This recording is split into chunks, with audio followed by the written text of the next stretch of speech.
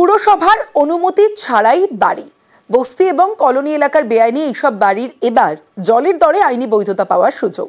3,27,000 টাকা রেগুলারাইজেশন ফির বদলে দিতে হবে মাত্র 42,000 টাকা। এতে সাধারণের যেমন সুরাহা হবে, তেমনি কলকাতা পুরসভারও আয় বাড়বে বলে আশা।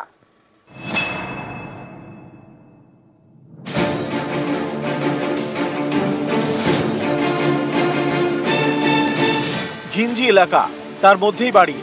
ছোট জায়গায় বাড়ি তৈরি হয়েছে পুরসভার অনুমতি ছাড়াই। কলকাতার বিভিন্ন বস্তি ও কলোনি এলাকার এইসব বেআইনি বাড়ির এবার জলের দরে বেআইনি বৈধতা পাওয়ার সুযোগ।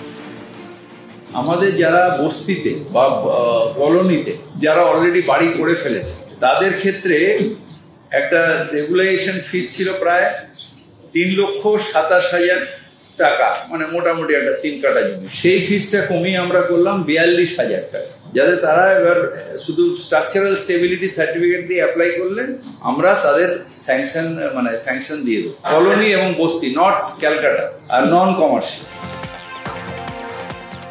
সম্প্রতি ছোট জমিতে বাড়ি তৈরির অনুমতি দিয়েছে কলকাতা পুরসভা। এবার আরেকটি পদক্ষেপ, বস্তি কলোনিতে ছোট জায়গায় তৈরি বেআইনি বাড়িগুলিকে অনেক কম টাকায় বৈধ করার উদ্যোগ পুরসভার, একদম জলের দরে। অনুমতি ছাড়া বাড়ি তৈরি করলে রেগুলারাইজেশন ফি নিয়ে বৈধতা দেয় পুরসভা। 3 তলা বাড়ির ক্ষেত্রে রেগুলারাইজেশন ফি ছিল 3,27,000 টাকা। এবার সেই রেগুলারাইজেশন ফি কমিয়ে করা হয়েছে মাত্র 42,000 টাকা, অর্থাৎ 2,85,000 টাকার সুরাহা। এটা তো জলের দরে হচ্ছে, 200% সুবিধা পেয়ে যাচ্ছে মানে বস্তিবাসী বা জনগণ। অনেকে আইন সম্বন্ধে কিছু জানে না বা তাদের অনেক রকম হ্যারেস হতো, তারা তো সেই দিক থেকে অনেক মুক্তি পাবে, তারা অনেক অনেক অনেক উপকৃত হবে। এতে মানুষ তো চাইবেই যাতে সমস্ত জিনিস আইনত হোক, এতে তো মানুষেরই সুবিধা। মেয়র তো বললেন ফিজও কমে গেল, প্লাস জিনিসগুলো আইনত হয়ে যাবে। যে কোনো আইনত জিনিস তো সবসময় ভালো। শুধুমাত্র নিজের বাড়ির ক্ষেত্রেই এই ছাড় দেওয়া হবে। ফ্ল্যাট বা বাণিজ্যিক কারণে ব্যবহৃত বাড়ির ক্ষেত্রে এই সুবিধা মিলবে না। এই সুবিধা মিলবে শুধুমাত্র বস্তি ও কলোনি এলাকা এবং পাট্টা পাওয়া জমিতে তৈরি বাড়ির ক্ষেত্রে। যেরকম স্যাংশন প্ল্যান বিল্ডিং হয়, তো ওটা একটা চেকিং এর মতো থাকবে, সবকিছু ভালো জিনিসটা হবে। ধীরে ধীরে দেখবেন কিছু বছর পর দেখা যাবে কলকাতায় ইলিগাল বাড়ি আর নেই। বেশিরভাগ ক্ষেত্রেই দেখা গিয়েছে কলকাতার বস্তি বা কলোনি এলাকার ভোট গিয়েছে শাসক দলের ঝুড়িতে।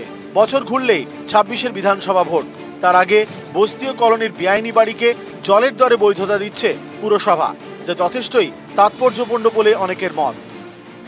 পুরসভার আয় বাড়বে, এটা তো বাস্তব যে কলকাতা কর্পোরেশনের মানে অর্থনৈতিক দিক দিয়ে একটু স্বাবলম্বনী হবে, যে এই অঞ্চল বা এই বাড়িগুলো থেকে যেটা 1 পয়সাও পাওয়া যেত না, কারণ অনেকেই এই বাড়িগুলো পারমিশন নেওয়ার জন্য চেষ্টা করতো না ভয়ে। হয়তো ভালো উদ্যোগ, এটা সাধুবাদ জানাই।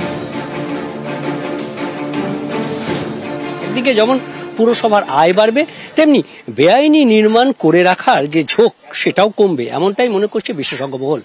ক্যামেরায় বিপুলের সঙ্গে বিশ্বজিৎ, নিউজ 18 বাংলা।